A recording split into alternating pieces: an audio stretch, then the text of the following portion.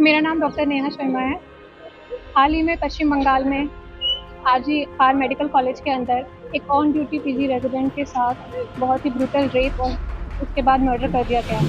और उसके बाद उस इंसिडेंट को छिपाने के लिए उनके पेरेंट्स को सुसाइड का नाम दे करके उन्हें 3 घंटे पहले वेट कराया। उसके बाद जब पोस्टमार्टम हुआ, जब ये मामला आगे आया, तब जा करके उनका पोस्टमार्टम हुआ और फिर उसके बाद उनके फेस पर मल्टीपल स्क्रैचेस, आंखों से, वेजाइना से, हर जगह से ब्लीडिंग हो रही थी। इवन उनके जो लेग्स थे वो 90 डिग्री के एंगल पर थे, विच कांट हैपन जब तक कि पेल्विक गर्डल का फ्रैक्चर नहीं कर दिया जाए। तो उस पूरे इंसिडेंट के अंदर डेफिनेटली एक इंसान से ज़्यादा थे। उनके बॉडी से 150 ml हमें सीमन भी मिला है ऑटोप्सी रिपोर्ट के अकॉर्डिंग। और ये एक इंसान का काम नहीं हो सकता। It was a gang rape and then brutally murdered and she was tortured. उसके बाद गवर्नमेंट इस चीज़ को छिपाने की कोशिश कर रही है और हम चाहते हैं कि उन्हें जस्टिस मिले। और जब तक उस चीज़ का मतलब पूरा वो नहीं हो जाता, न्याय नहीं मिल जाता, तब तक ये जो हड़ताल है चलती रहेगी। और इसीलिए पूरे देश के जितने भी डॉक्टर्स हैं वो उनके समर्थन में हैं। We want justice and we want justice. वहाँ की पुलिस प्रशासन जो अभी वहाँ के जो सस्पेक्ट हैं संजय वाई जिन्हें अरेस्ट किया गया है, वो वहाँ के बिल्डिंग से फ्राइडे को निकलते हुए पाए गए थे।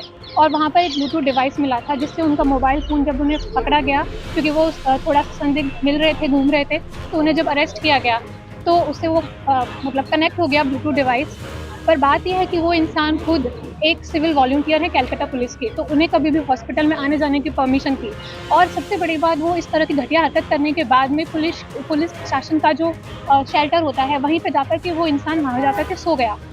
बिकॉज लॉ की तो हमारे देश में कोई वैल्यू ही नहीं बची है। क्रिमिनल्स इतने बड़े बड़े क्राइम करने के बाद ये जानते हैं कि न्याय तो मिलेगा नहीं, और उसके बाद अगर मिलेगा तो इस चीज़ में कई साल लग जाएंगे। तो वो इंसान इस तरह की घटिया हरकत करने के बाद सो गया। और इसलिए फिलहाल ये जो हाईकोर्ट है, वहाँ के हाईकोर्ट ने, कैलकाटा हाईकोर्ट ने इस पूरे मामले को सीबीआई को सौंप दिया है। तो और सबसे बड़ी बात, सीबीआई के वहाँ पर आने से पहले ही पूरी की पूरी बिल्डिंग के अंदर 2 से 3 हज़ार की संख्या में मॉब आकर के इकट्ठी हो गई और उसने वहाँ पे जितने भी एविडेंसेस थे उनको टेम्पर करने के लिए पूरे हॉस्पिटल के अंदर तोड़-फोड़ कर दी। डॉक्टर्स के ऊपर अटैक किया गया और इसलिए वेस्ट बंगाल की पुलिस के फिलहाल कोई उम्मीदें बची नहीं है। इसलिए हम लोग यहाँ पर पूरे देश के लोग प्रोटेस्ट कर रहे हैं, जिससे कि इस पूरे मामला की जल्द से जल्द जांच हो और जो भी क्रिमिनल्स हैं उनको अरेस्ट किया जाए, उनको पनिशमेंट मिले, इवन उनको तो फांसी दे देनी चाहिए। आवाज़ और बुलंद हो, उसके लिए आगे का क्या करेंगे?